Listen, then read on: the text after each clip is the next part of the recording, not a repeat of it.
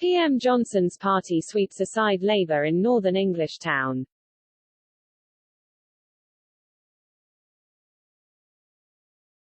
London, Reuters. Britain's governing Conservative Party won a new seat in Parliament on Friday, ousting the Labour Party in the northern English town of Hartlepool with a sweeping victory that tightens its grip on traditional opposition voting areas.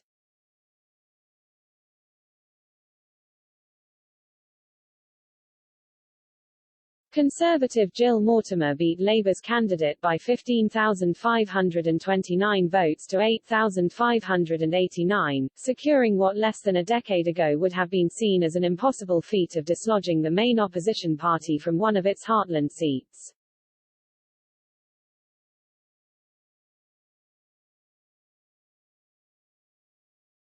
The overwhelming victory in the former industrial port town gives Prime Minister Boris Johnson an even larger majority in Parliament and increases pressure on Labour leader Keir Starmer, who faces criticism for not fulfilling a pledge to revive his party's fortunes after a 2019 election disaster.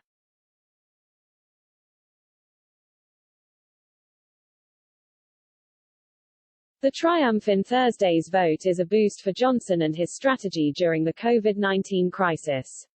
A furore over the financing of a lavish refurbishment of his Downing Street apartment had no obvious impact on the result.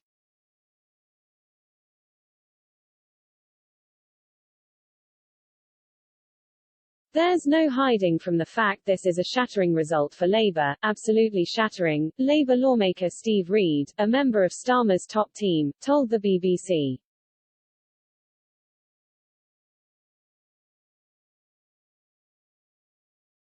It tells us that the pace of change in the Labour Party has not been fast enough. We need to quicken it up.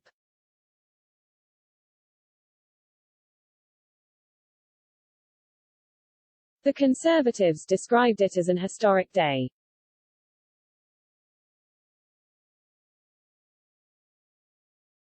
The by-election, which takes place outside the normal parliamentary election cycle, was triggered by the resignation of a Labour lawmaker in March, and is one of dozens of votes which took place on Thursday.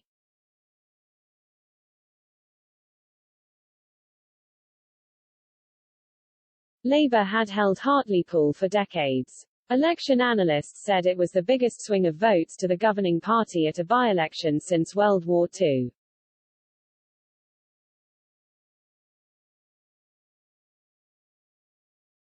It's quite a spectacular turnaround in a seat that Labour should really have saved and defended, politics professor Michael Thrasher told Sky News.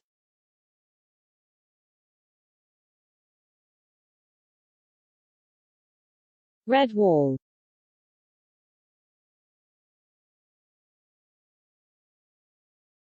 Voters on Thursday were also electing local councils and parliaments in Scotland and Wales, gauging support for Britain's two main parties and, in Scotland's case, the depth of backing for its leading party's push for independence.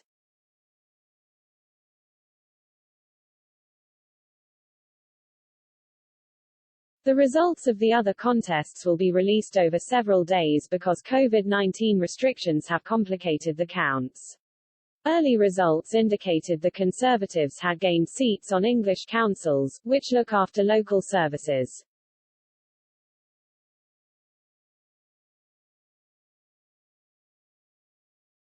The Hartlepool result continues a trend set by Johnson in the 2019 parliamentary election when he struck directly at Labour's heartlands, the Red Wall areas of northern and central England, to win a commanding majority in Parliament.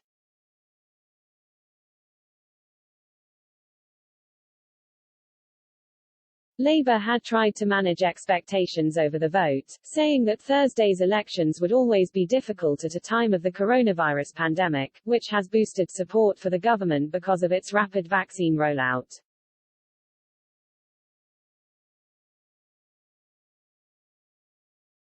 But the loss is painful for Starmer, who has struggled to increase his appeal to the electorate despite heavy criticism of the Conservative government over its initially sluggish response to the COVID-19 crisis and possible conflicts of interest.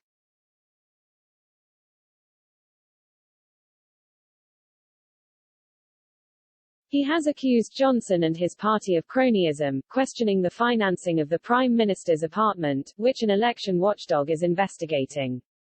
Johnson says he paid for the refurbishment and followed all the rules.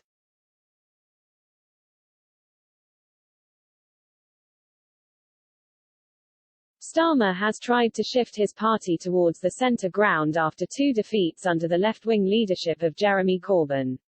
But the Hartlepool defeat drew immediate criticism from some members of the party's leftist faction.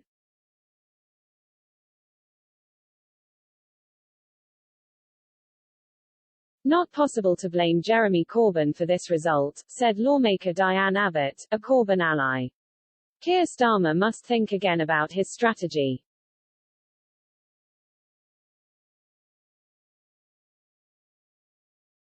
Reporting by Elizabeth Piper and William James, additional reporting by Paul Sandel, Alistair Smout and Michael Holden, editing by Michael Holden, Paul Sandel, Toby Chopra and Timothy Heritage.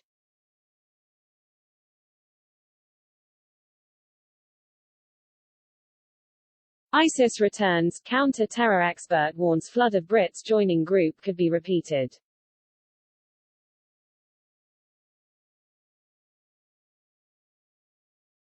Conditions still exist that could see British fighters join Islamist terror groups in future conflicts, according to a counter-extremism expert.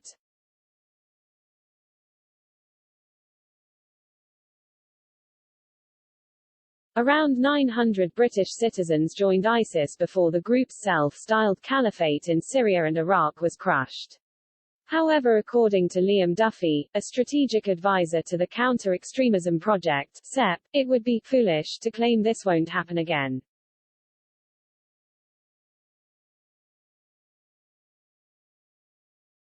He also argued society must stop the celebritization of Western ISIS volunteers, which has inverted the victim-aggressor relationship.